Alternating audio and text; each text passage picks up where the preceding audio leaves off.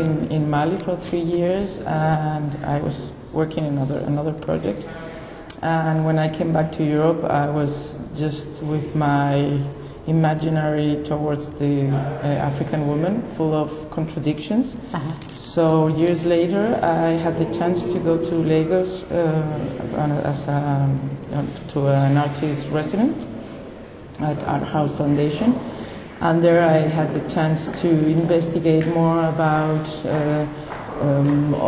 how colonization in English years affected the concept of woman, saying that colonization is not only geopolitical or physically, it's also on the mind, through language or through traditions, religion, beauty canons.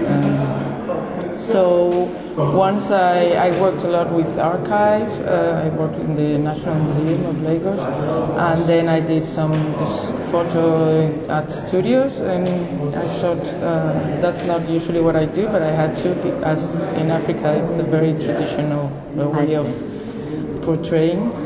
And so when I got back, I read all these books written by African women writers that really explain how before colonization, empowerment wasn't ruled by gender, but age or lineage or other aspects.